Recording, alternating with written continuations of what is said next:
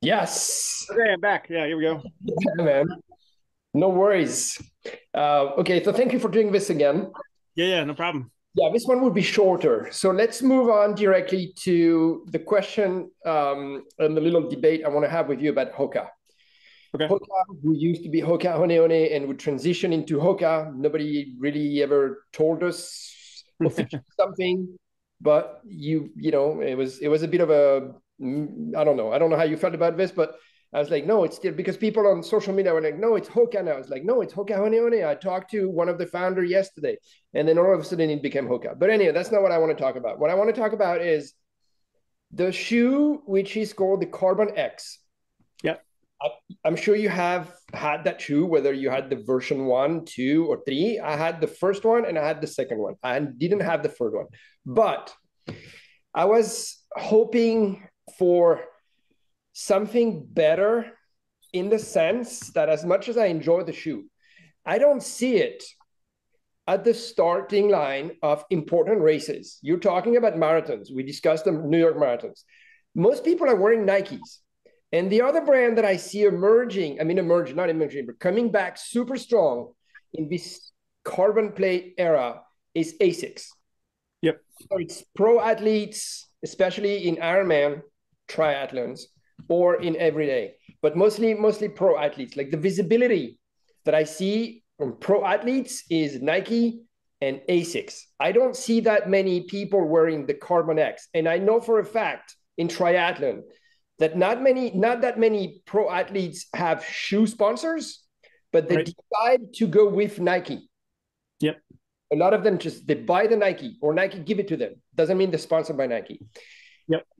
And I feel a little bit weird about it, especially in triathlon, because Hoka spent so much money in advertising, sponsoring, marketing. You see Hoka everywhere in triathlon.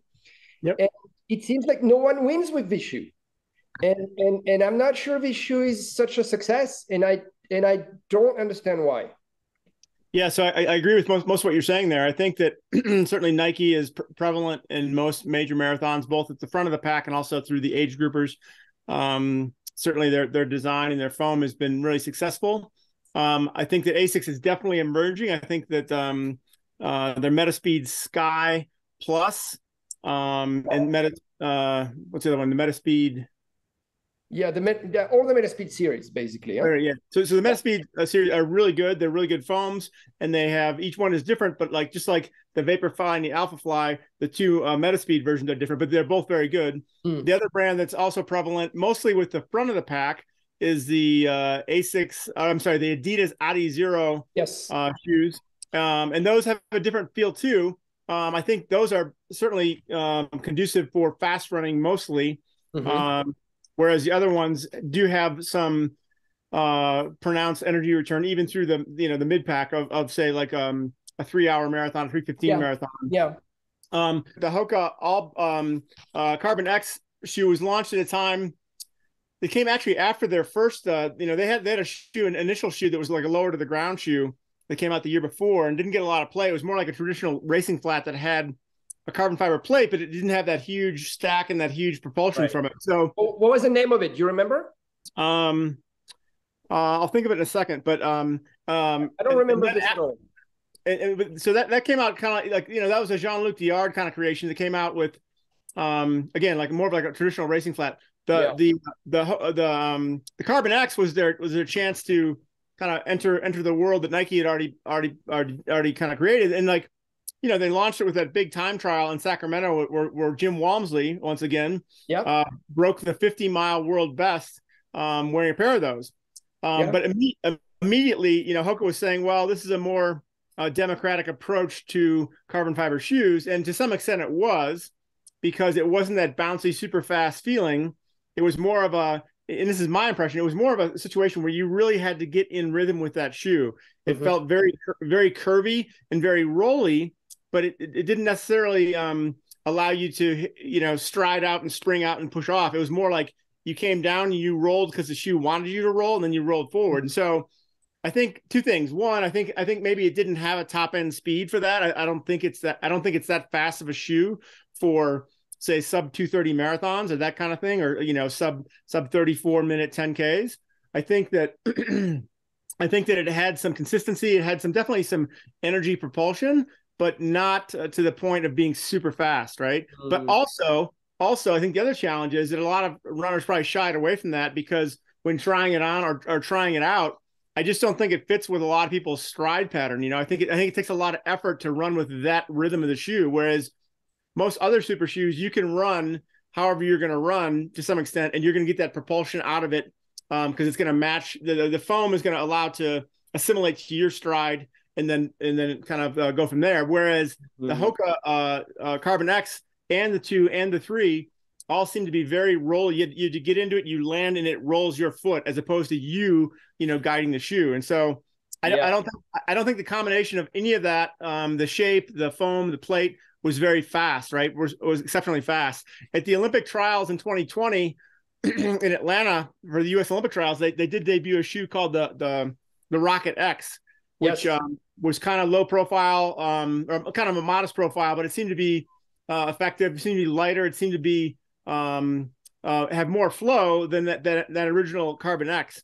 And so now they've been kind of silent. They've been kind of late to the game, in my estimation, with having a really good super foam and a good plate design. And so I think what you're seeing now, starting with the Boston Marathon this past spring, and then also Ironman, the full Ironman in Hawaii, the 70.3 in St. George, and then most recently New York, is that some of their athletes, most of their pro athletes, had the Rocket X2, which I think will be finally, that shoe that competes to some extent, I think, with those other brands we've talked about. I mean, it's a higher stack height.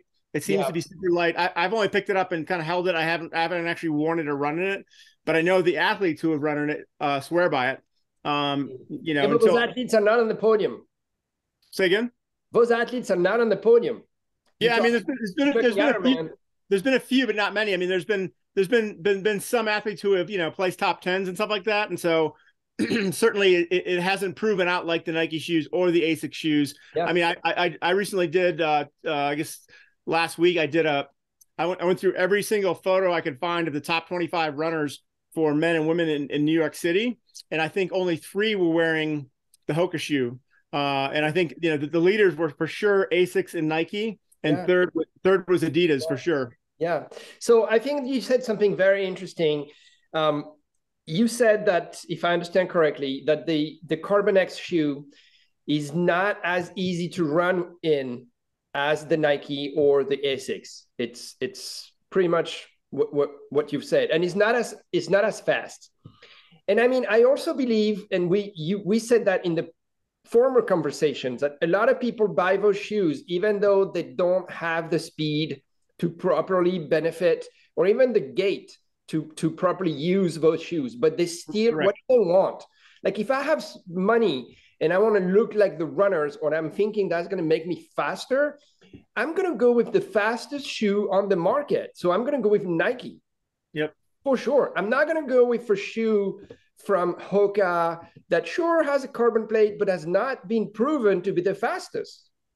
I agree. I think that certainly that can be deduced, from seeing the shoes in the top 25 in New York, but it can also, like, I think any runner can kind of, go out for a test drive of these shoes and kind of realize what works best for them, and I think that I just don't think that the Carbon X was on par with all the other elite racing shoes. Maybe the Rocket X2 will be, but until the results show that out, it's an unknown, Yeah, and I also think they missed an opportunity with Gustav Iden, one of the Norwegian who won Kona, because a few weeks before Kona, the guy had no shoe sponsor. I know. Right?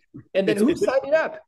On Running, who had become a lifestyle brand. I mean, correct me if I'm wrong, but in my opinion, On Running had become more of a lifestyle brand. Like, people wear it in the streets, and now On is back where it belongs, how it started, in triathlon, with this shoe that Gustav Iden was wearing. And I kind of feel bad for Hoka, because Hoka should have been there with whether the Carbon X or a shoe.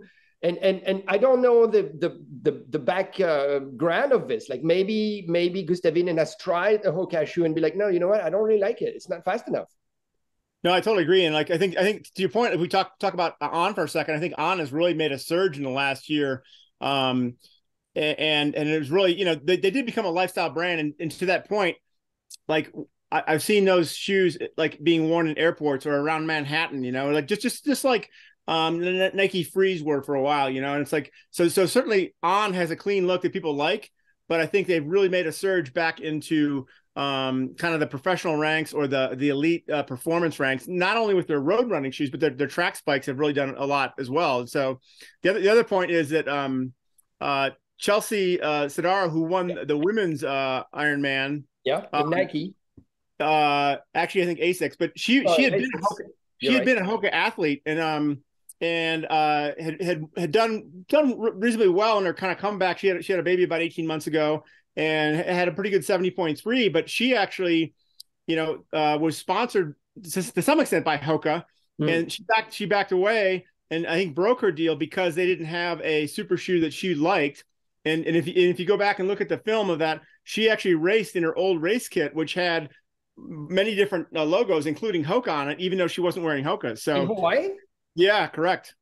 Even though she was wearing Asics. Correct. Exactly. Okay. Yeah. And like, I think that contract broke probably in, I think she did 70.3 Hamburg and raced pretty well. But broke the contract either right before that or right after that because she wanted to race Hawaii without it. And now, hopefully, based on her success, she winds up with a shoe deal of some sort, and hopefully from Asics. I'm not sure if that's happened yet, but like certainly it's a unique thing with Ironman triathletes because as much as they are professionals and they have this elite status in the world of sport, man, they sure don't have a lot of shoe deals tied to those. Yeah, they have bike deals. Okay, another brand I want to talk to you about is the North Face. The North Face started the UTMB in 2003. Taffer Gillard, I'm sure you know him. Yep. Was the EMEA boss for the North Face, and that's him with another person who and the Poletti who started the UTMB. So the race, he was like, yes, let's do it. And at the time, the North Face, I was wearing the North Face gear. I mean, they even had a line of shoes that weren't that great at the time. I'm talking about the 2000, Yep.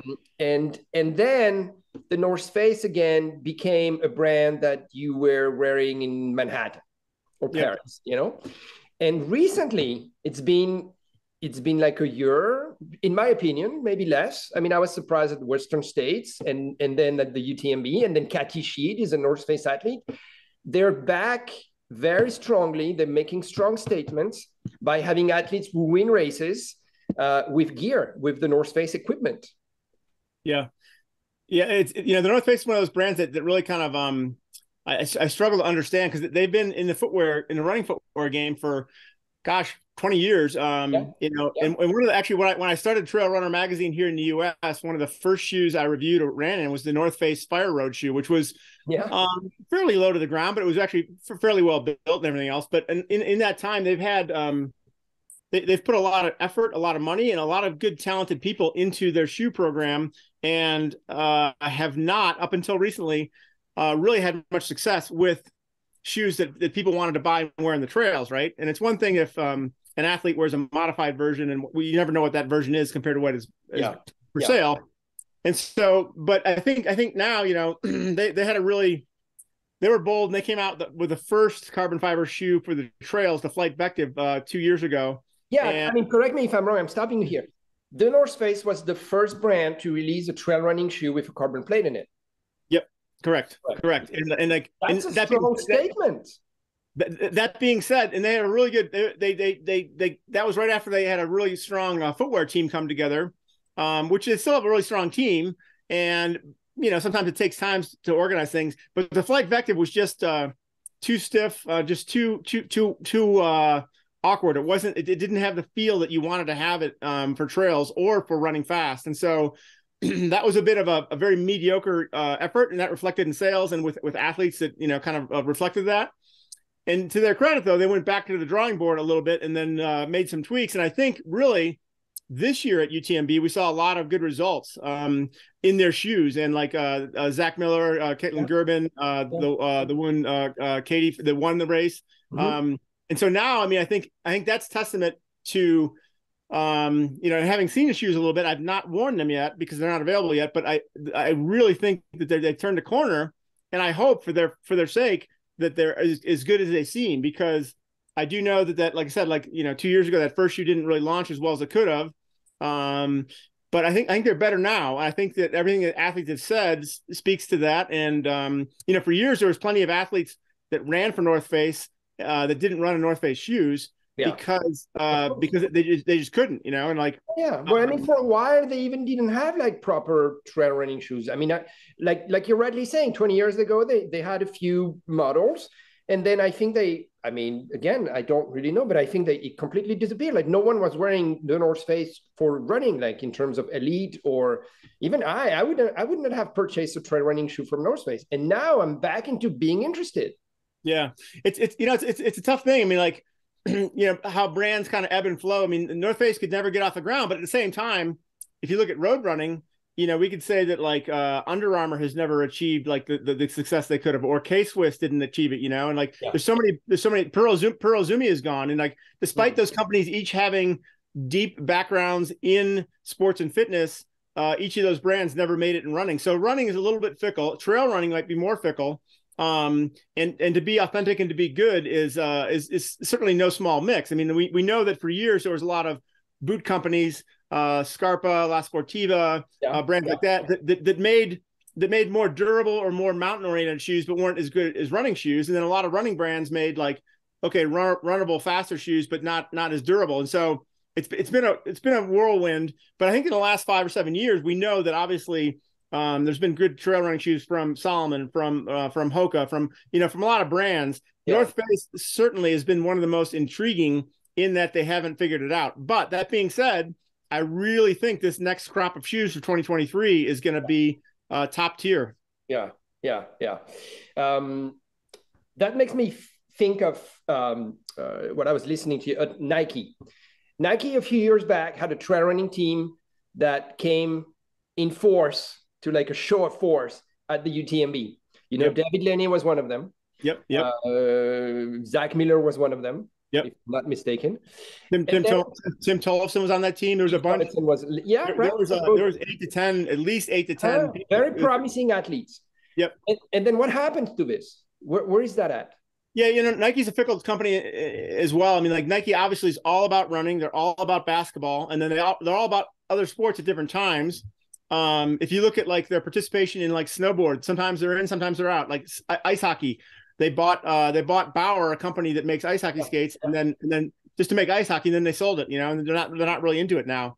So Nike can be fickle as much as they're a giant company, can do anything they want. I think the biggest thing with Nike in trail running is there was some interest within the team, within the company. We should be in trail running. And for years they had like they had Nike ACG, they had ACG. They had a Nike Pegasus Trail all the time, but there was never really a dedicated technical trail running shoe. And so in 2013 or 2014, they started this team, and they rounded up some pretty good runners who not only were pretty good to start with, but they got even better. Mm-hmm. And then they had those couple of years at UTMB when like Laney and Tollefson and Zach all ran really, really strongly. And then very quickly they pared down the team. In 2015 they were there with a big show and tell of athletes, and they had a big party and everything else. And but then like by 2016, 2017, they'd pared that back, and they still have some athletes, but not nearly as big as it is. And so if you know a little bit about Nike trail running, it falls under a different budget. So it doesn't come under running. It comes under like a subcategory of youth running and cross country. Oh. And it's just knowing that kind of gives you a bigger idea of, okay, it's like, it's not as a top tier importance like marathoning is, or training is, or basketball. And so it comes under a different budget as far as I've ever been told by Nike people.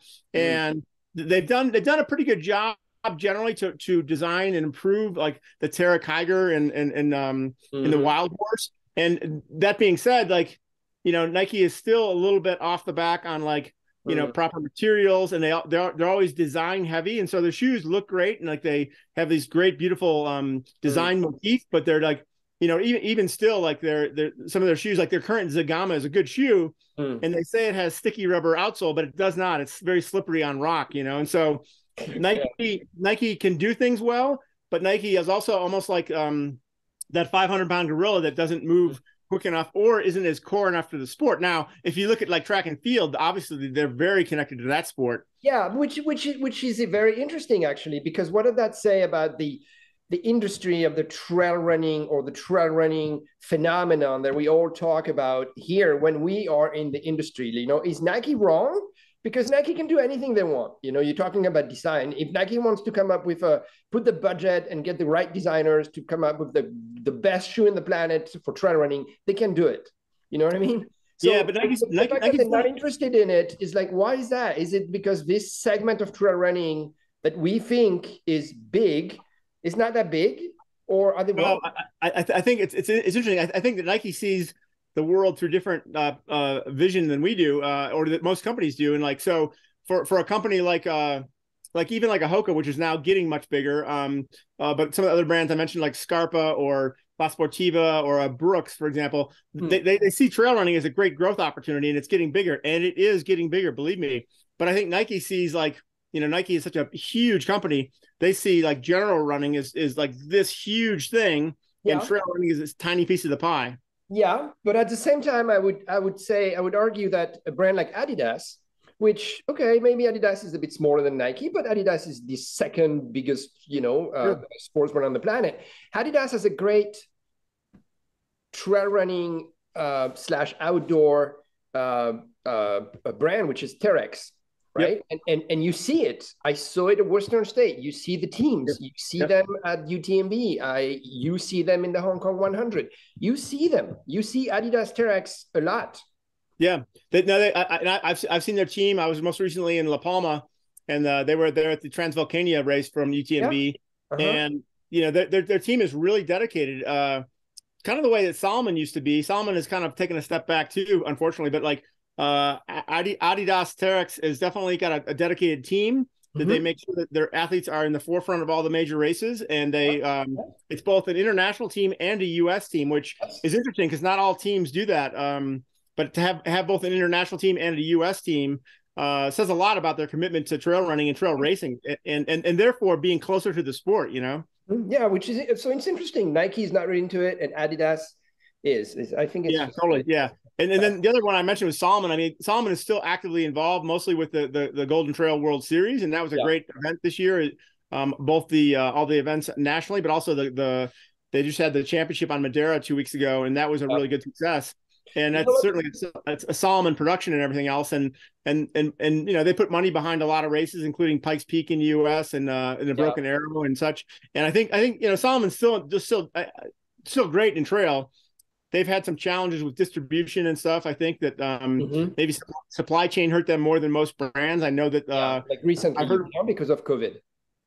I've heard from a lot of retailers they just either can't get the shoes or it's some kind of disconnect. So I think that you know it might have been a change in leadership too. I mean, like I think Salomon is still a respected brand, but it's definitely you know like there's other brands like that are surging to that number one spot in trail. Yeah, you know what made me sad about Salomon, and I'm saying this openly. I mean, I'm French. I love Salomon. I would love Salomon to keep being so strong as they were before. What made me sad about Salomon is Kilian Jornet, who was the Salomon athlete by excellence. You know, he was Salomon discovered Kilian Jornet. You know, Salomon made Kilian Jornet as much as Kilian Jornet made Salomon trail running, right? Yep. And then Kilian leaves Salomon and starts his own brand with Camper. I don't know if you've tried the shoe, the normal. I mean, I'm actually waiting for samples. I haven't had them yet, but they're awesome. They're awesome. I've seen him at the UTMB Expo, and I saw him on Kilian's feet at Hard Rock. And so, and the approach that Kilian and Camper are taking with this shoe, you know, the environmental friendly approach that they're taking is the right one for sure. Yep. And it just makes me sad for Salomon because they had an opportunity to turn this trail running god into like, I mean, to benefit from it. And right when, I mean, what have done Kilian this year is amazing. Hard Rock win, UTMB win, launch his new shoe brand. Yep. Those are all wins. I agree. I totally agree. I agree. And like, you know, in my understanding, like Salomon always underpaid Kilian. I mean, he was never making what he should have been or could have been, considering that he was the face of the sport. He was.